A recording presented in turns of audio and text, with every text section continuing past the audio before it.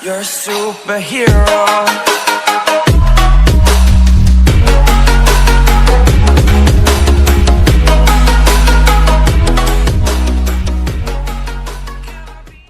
Hello नमस्ते सत श्री अकाल कैम छो once again welcome back to Ranker सनत और हमने आज तक के लेक्चर में क्या किया था। लास्ट लेक्चर में हम लोग बात कर रहे थे मोशन के बारे में, स्लो मोशन में।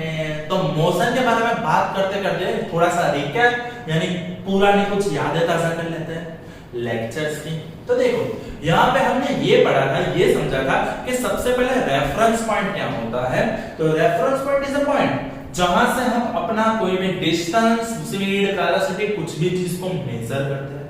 सो जो भी पॉइंट से हम मेजरमेंट स्टार्ट करते हैं that is your reference point. जैसे कि मैंने आपको बोला कि आप 5 सेंटीमीटर लॉन्ग एक स्केल से लाइन ड्रॉ करो, तो आप लाइन ड्रॉ करोगे 5 सेंटीमीटर की, पर मेजर कहां से करोगे? स्केल के 0 से मेजर करोगे ना। सेम सिचुएशन समझ लो कि यहाँ पे इस तरह से आपने स्केल को रखी, ठीक है।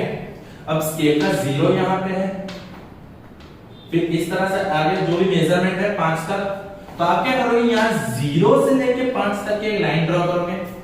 ओके, तो ये जो 0 है ना जहां से आपने मेजरमेंट स्टार्ट की, इट्स योर रेफरेंस पॉइंट। इसे ओके, अब देखो यहाँ पे ये समझने के बाद हमने कुछ ये समझा था कि हम जो भी मेजरमेंट ले रहे हैं ना, अगर वो एक पोजीशन पर से दूसरा पोजीशन के बीच का डिस्टेंस है ना, तो वो बात करेंगे फिर से डिस्टेंस की। डिस्टेंस मेजरमेंट में क्या होता है चलो कि डिस्टेंस में हमने दो चीज समझ ली। एक था हमारा पाथ लेंथ जिसको हमने डिस्टेंस ही नाम दिया था, दूसरा था डिस्प्लेसमेंट। क्या था बेटा?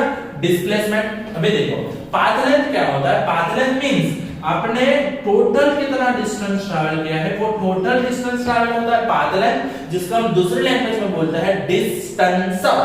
डन है। पर डिस्प्लेसमेंट में क्या होता है? हमारा फाइनल पोजीशन और इनिशियल पोजीशन, वो दोनों के बीच का जो भी शॉर्टेस्ट डिस्टेंस है ना, वो शॉर्टेस्ट डिस्टेंस होता है हमारा डिस्प्लेसमेंट। इतनी बात समझ में आ गई थी। फिर उसके बाद हमने बात की थी थोड़ी स्पीड के बारे में। हाँ, स्पीड क्या होता है? तो देखो यहाँ पे क्या हो रहा है कि वो थोड़ा सा भी डिस्टेंस ट्रैवल कर रहा है with respect to some time. It will take some larger time or smaller time, but how much time will it take to travel particular distance? It completely depend on speed. If it takes too much time, then it's slower, and if it takes smaller time for traveling same distance, then it will be faster. Is this clear? So, if any object is speeder means faster or slower, how can we come to know? Then we must need to define a physical quantity which is known as speed. Which is known as speed. Speed. तो speed के बारे में बात करते हैं अगर हम लोग, तो स्पीड में क्या होता है? तो speed is basically distance travel upon time. तो यहाँ पे इस लेक्चर में हम लोग कंप्लीटली बात इसी बारे में करने वाले हैं कि व्हाट इज स्पीड, स्पीड क्या होती है। ठीक है, देखो जैसे कि आप लोग कई एग्जांपल हम लोग लेते हैं। अभी बात कर रहे हैं, अगर बहुत दुख की बात है तो हमारे फेवरेट महेंद्र सिंह धोनी जी ने रिटायरमेंट, ऑब्वियसली। तो वहां पे देखो उन्होंने क्या किया, सिर्फ कुछ नहीं किया, रिटायरमेंट उसने अनाउंस किया, पर वो इतना स्पेशल, इतना फेमस, इतना मींस इतना नियर टू हार्ट क्यों था सबके लिए? Just because it's stumping, just because it's strategies. Okay, पर समझ लो कि उसकी स्टंपिंग के बारे में बात करूं तो सोच लो कि अगर कोई भी विकेट कीपर है तो कोई भी विकेट कीपर की स्टंपिंग जो होती है ना, वो स्टंपिंग लेती है ऑलमोस्ट 0.1 सेकंड, 0.1 सेकंड और 0.10 second we can say, it is all same. तो कोई भी अगर स्टंपिंग करता है तो वो 0.1 सेकंड लेता है, पर एमएसडी यानी हमारा महेंद्र सिंह धोनी, अनहोनी की होनी, होनी को अनहोनी, तो वो महेंद्र सिंह धोनी जब वो स्टंपिंग करता है ना, तो वो लेता है टाइम सिर्फ 0.08 सेकंड, जिसके बारे में हम ये बोल सकते हैं कि महेंद्र सिंह धोनी की स्टंपिंग बाकी क्रिकेटरों से थोड़ी स्पीड में है, मींस ही इज थोड़ा फास्टर। ओके, समझ रहे हो? बॉलर की बात करें फास्टर होता है, मीडियम पेसर होता है, स्पिनर होता है, तो फास्टर है, स्लो पेस है, गूगली है, तो वो सब स्पीड के बारे में बात कर रहे हैं। ठीक है, जैसे कि इमरजेंसी आ गई तो एम्बुलेंस ने अपनी स्पीड ऑटोमेटिकली बढ़ा दी, तो स्पीड बढ़ गई, स्पीड कम हो गई। हमने बहुत सारा स्पीड के बारे में सुना है, पर व्हाट इज स्पीड, अगर पढ़ने के बारे में बात करें तो speed is basically distance upon time. What is speed? Speed is basically distance upon time. Means whenever I am talking about speed, it's just distance upon time. Means अगर define करें तो हम इस तरह से लिख सकते हैं कि distance traveled by any object. Object बोल दो, बॉडी बोल दो, कोई प्रॉब्लम नहीं है, पर बॉडी को बॉडी ही बोलेंगे, बॉडी में क्या है? Okay, body. हाँ, distance traveled by object in unit time is called as distance, speed is called speed. तो यहाँ पे सोच लो कि जब भी, अब देखो आप जब आगे जाओगे 11th में साइंस लेते हो तो आपको फिजिक्स में आएगा सबसे थर्ड चैप्टर, यही पूरा चैप्टर यही है, पर वो काफी एलोंगेटेड और थोड़ा सा टफ होते हैं. पर जहां पे हम लोग अगर फिजिक्स की बात करते हैं तो इस तरह से अगर कोई भी डिफाइन करना है according to based on formula, अगर फार्मूला के बेस पे हमें किसी भी चीज को डिफाइन करना है तो नीचे यानी कि डिनोमिनेटर में जो भी है ना उसको बनाएगा हम 1 यूनिट. उसको क्या बनाएंगे हम 1 यूनिट. अगर ये 1 बन गया तो ऑटोमेटिक डिस्टेंस क्या हो जाएगा? स्पीड. तो distance is equal to speed. So easily we can define क्या distance traveled by object in unit time is known as speed. इतनी बात समझ में आ गई? ओके, अभी देखो स्पीड बोलो या वेलोसिटी बोलो, स्पीड बोलो या तो वेलोसिटी बोलो, उसका जो v होता है, v वेलोसिटी v, तो उसके लिए उसका सिंबल हो गया है स्मॉल v. ओके, डिस्टेंस के लिए हम लोग सिंबल यूज करते हैं स्मॉल s. ये सिंबल है, यूनिट नहीं है. अगर ये यूनिट होता तो ये सेकंड होता, पर ये सिंबल है तो ये s यानी distance upon time taken is t. Time taken is t. So if we are talking about speed distance upon time, then it is distance, it is time. Is it okay? अब देखो ये हो गया formula, ये आपको IMP करके याद रखना है. Distance is a speed, distance is a speed is a distance upon time. Speed is a distance upon time. Easy? Okay, अभी देखो अगर स्पीड के यूनिट के बारे में बात करते हैं हम लोग तो स्पीड का यूनिट होता है मीटर. क्या होता है बेटा? मीटर. और टाइम का यूनिट क्या होता है बेटा? सेकंड. तो याद रखना है क्या? याद रखना है स्पीड का unit metre per second, speed का unit metre per second, distance का यूनिट मीटर, डिस्टेंस का यूनिट मीटर, टाइम का यूनिट सेकंड, टाइम का यूनिट सेकंड, स्पीड का unit metre per second, speed का यूनिट मीटर पर सेकंड. देखो simple सी चीज है, इस तरह से करते जाओगे तो भी याद रहेगा और तभी पढ़ने में थोड़ी मजा भी आएगी. समझ रहे हो? ओके, देखो एक कोई भी सॉन्ग जो होता है आप एक बार सुनते हो या 2 बार सुनते हो तो याद नहीं रहता है, पर जब 5-6 बार सुन ली तो सांसें जाए अटक अटक, आता माची सटक सटक, कैसा याद रह जाता है? सेम सिचुएशन में कुछ नहीं है यार. इट्स अ डिस्टेंस का यूनिट मीटर, टाइम का यूनिट सेकंड, वेलोसिटी और स्पीड, स्पीड का unit metre per second, speed का unit metre per second, speed का unit metre per second, speed का unit metre per second. Easy? Okay. हाँ, कहीं बार हम इसका यूनिट को बोलते हैं किलोमीटर पर आवर. सो हम देखो व्हीकल की स्पीड के बारे में बात करते हैं तो उसका यूनिट बन जाता है किलोमीटर पर आवर के बेस पे. क्या मिल जाता है? किलोमीटर पर आवर के बेस में. क्योंकि हमारा जो स्पीड होता है, जैसे एक्टिवा हम 50 की स्पीड से जा रहे हैं या तो हम 20 की स्पीड से स्लो जा रहे हैं, हम फास्ट जा रहे हैं या तो स्लो जा रहे हैं, तो वो जो होता है वो किलोमीटर पर आवर के बेस में होता है. ओके, तो क्वेश्चन ये होता है किलोमीटर पर आवर और मीटर पर सेकंड का रिलेशन क्या होता है. पहले इतना समझ लो, स्टॉप करो वीडियो को, पॉज करो और फिर उसके बाद आपको आगे का समझा दो. पहले इतना लिख दो. तो speed is equal to distance upon time. Okay, so हमने देखा था कि स्पीड के लिए हमने सिंबल रखा था v. v is equal to हमने लिया था distance upon time, यानी according to formula v is equal to s upon t. And we had gone through 2 kinds of unit. One is meter per second, another one is kilometer per hour. Okay, so meter per second और kilometer per hour तो देखो पहले तो kilometre को लिखना कुछ इस तरह से, किलोमीटर में के जो होता है ना वो के होता है स्मॉल, एमबी होता है स्मॉल। दूसरी चीज यहाँ पे ये दोनों के बीच में ना कोई फुल स्टॉप आएगा ना कोई स्पेस आएगा, सिर्फ देखो हम लोग पहले छोटे थे तब इस तरह से प्रैक्टिस करते थे, तो ये किलोमीटर इस तरह से स्मॉल में ही लिखा जाता है। Okay, so kilometre per our को देखो, किलोमीटर पर आवर को कन्वर्ट करो मीटर पर सेकंड में।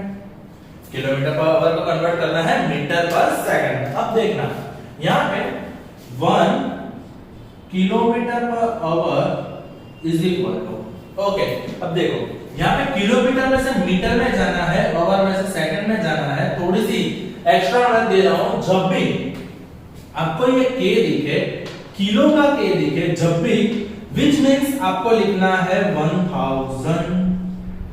क्या लिखना है आपको 1000। इतने बार समझ में आ गई आप लोग को? ओके देखो अगर बात करें किलोग्राम की, किलोग्राम में से ग्राम में जाओ 1000 ग्राम, किलोमीटर में मीटर में जाओ 1000 ग्राम। कुछ भी चीज अगर किलो में से नॉर्मली जा रहा है तो 1000 होता है। जैसे कि हम लोग लिखते हैं 2k22 which means 2022। समझ रहे हो? जैसे कि मैंने बोल दिया कि चलो सोच लो कि हमारी टोटल फीस समझ लो कि 25 है, which means हमारी फीस कितनी है 25,000 rupees। इतने बात समझ में आ गई? So whenever we are writing k is a kilo, and kilo को अगर नॉर्मल में कन्वर्ट करते हैं तो वो नॉर्मल में हो जाते हैं 1000। क्या होता है 1000। सो यहाँ पे किलोमीटर में से मीटर में जाने के लिए मैंने 1000 से मल्टीप्लाई किया है, ठीक है।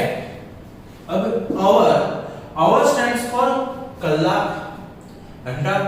सो अगर बात करें 1 घंटे की, तो 1 घंटे में कितनी मिनट्स होती है 60 minute,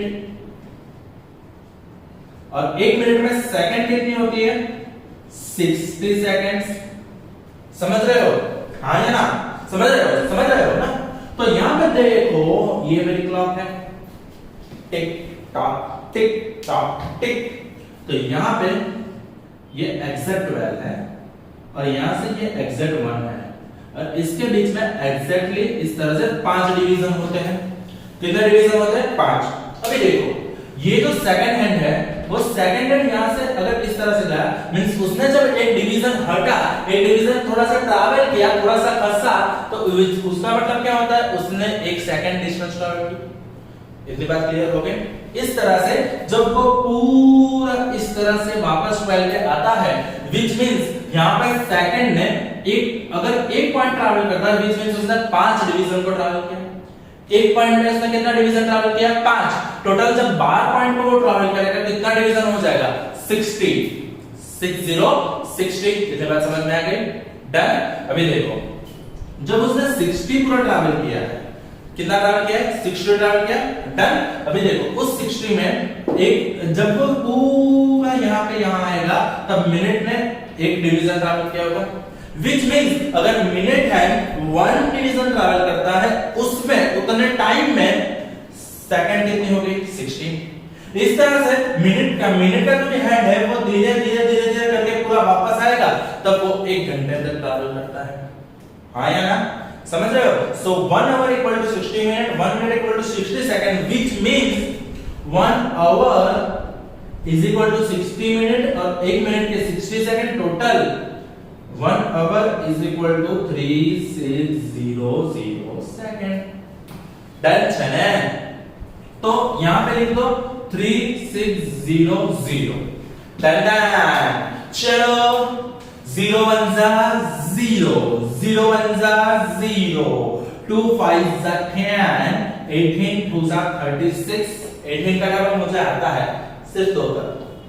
Lol, I am kidding. 1 kilometer per hour is equal to 5/18 meter per second. Is there? इतना बात समझ में आ गई? ओके, अब देखो यहाँ पे अगर कुछ इस तरह से हमें न्यूमेरिकल पूछा जाए, तो न्यूमेरिकल सॉल्व करो किसी किलोमीटर पर आवर को मीटर पर सेकंड में, तो पहले इतने बार समझ लो कि 1 kilometre per hour is equal to 5/18 metre per second. Okay, इतनी बार समझ में आ रही है आप लोगों को? अब देखो आगे, तो आगे हम समझेंगे एक न्यूमेरिकल से कि किलोमीटर पर आवर में कितने मीटर पर सेकंड होते हैं। चलो, बोला गया कि a car travels with 90 kilometre per hour, then how much time in how much speed in metre per second calculate करना है। ओके, चलो यहां पे वही चीज को मैं लिख रहा हूं 90 kilometre per hour is equal to 90 kilometre के मीटर में लिए 1000 लिख दिया।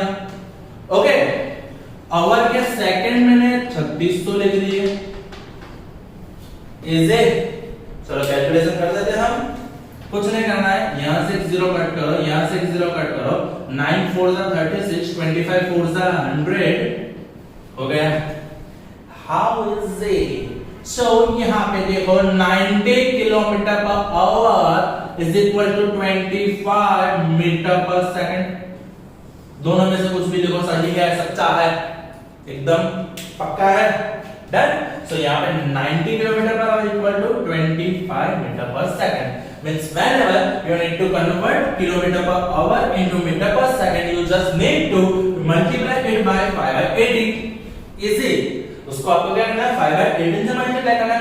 अगर उसका उल्टा पूछे, उल्टा उल्टा उल्टा, तो देखो 1 metre per second is equal to how much kilometre per hour. आपको कुछ नहीं करना है, क्रॉस मल्टीप्लिकेशन। तो यहाँ पे देखो 18 को यहाँ ले जाओ, 5 को इधर ले जाओ, ठीक है। क्या किया आपने? ओके, सो यहां पे हो जाएगा 18/5, खत्म हो गया। Is it done? सो अगर स्पीड के बारे में अगर आपको पूछे, ये थोड़ा एक्स्ट्रा था, पर अगर आपको स्पीड के बारे में शॉर्ट नोट पूछे तो speed, define speed. So any object travel distance अथवा distance travel per unit time by any object. Distance travel बोलो, distance travel per unit time is known as speed. उसको हम क्या बोलते हैं? Speed. So v is equal to s upon t, v is equal to s upon t, and it's a scalar quantity. So now question arose, sir, what is scalar quantity?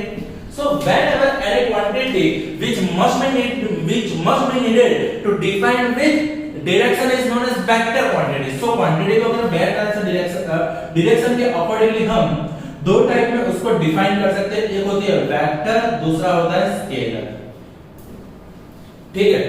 जो भी physical quantity में हमें define करने के लिए direction की जरूरत पड़ती है, डायरेक्शन को डिफाइन करना पड़ता है, अगर किसी भी फिजिकल क्वांटिटी को डिफाइन करने के लिए, तो उसको हम बोलेंगे vector.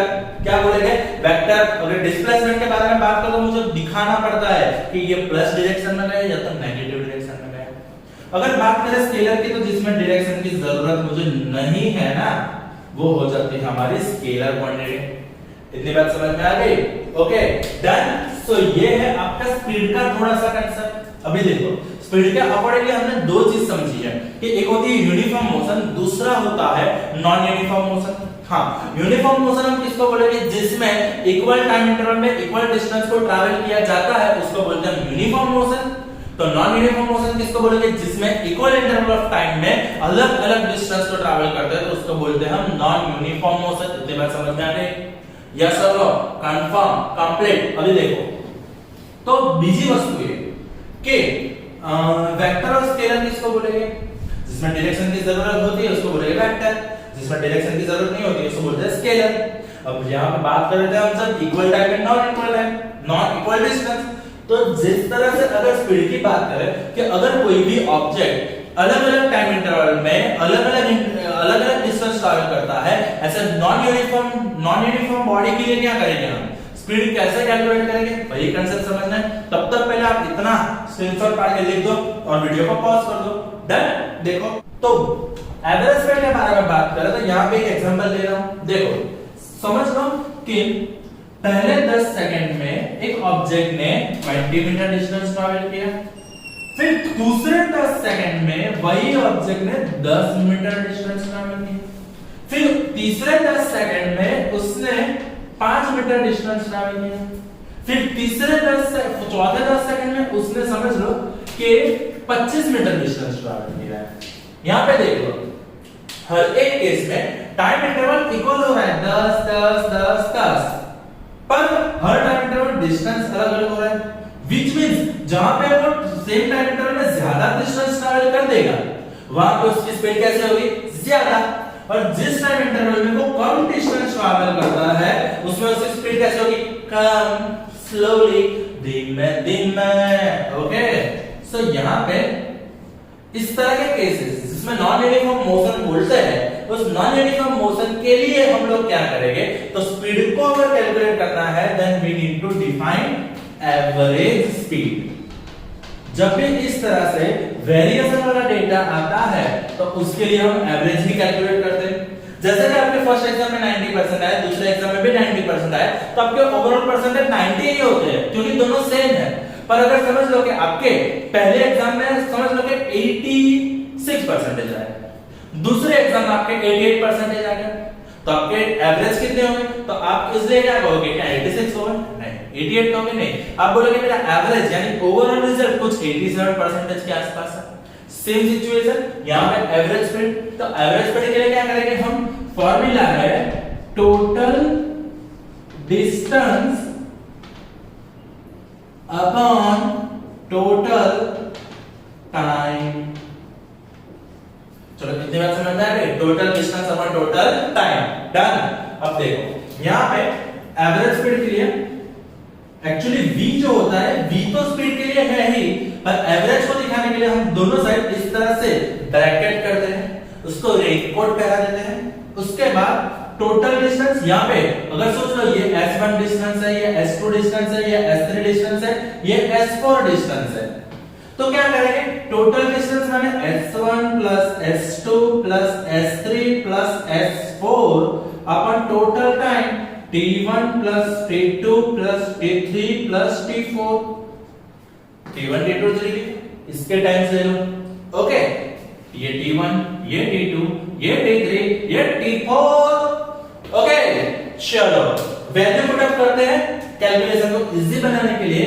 So s1 20 plus s2 10 plus s3 5 plus 25 upon 10 plus 10 plus 10 plus 10 is it.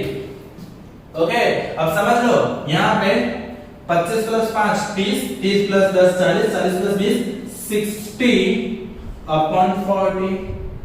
चलो ये तो कट डाउन हो गए ऑटोमेटिकली, इतनी बात समझ में आ गई। तो यहाँ पे ये होता है 1.5, क्या हो जाएगा 1.5। डिस्टेंस किसमें है, मीटर में, टाइम किसमें है, सेकंड में, तो ये यूनिट हो जाएगा मीटर पर सेकंड। तो यानी ये बॉडी जो भी है, ये बॉडी की एवरेज स्पीड कितनी रहती है, हर सेकंड में वो कितना डिस्टेंस ट्रैवल कर लेता है, एवरेजली 1.5 मीटर पर सेकंड।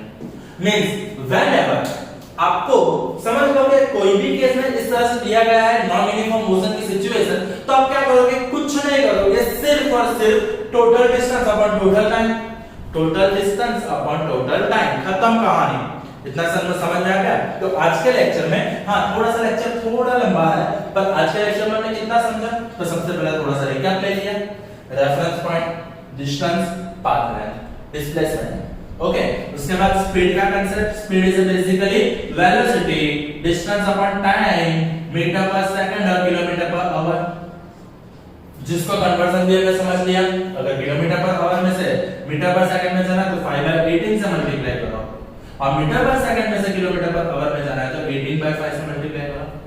इसे उसके बाद हमने एवरेज स्पीड का कांसेप्ट समझ लिया। स्पीड कैसी है बेटा, स्केलर एस एस, और नॉन यूनिफॉर्म मोशन के लिए एवरेज स्पीड माने total distance upon total time. तो आपके आज के वीडियो काफी इंपॉर्टेंट बन गई है, तो आपको हर एक चीज को समझ के लिखना है 2 बार, और छोटी सी मिनी टेस्ट भी आ रही है, छोटी सी मिनी टेस्ट आ रही है। ओके, तो आज के वीडियो में इतना ही, थैंक यू, दैट्स इट।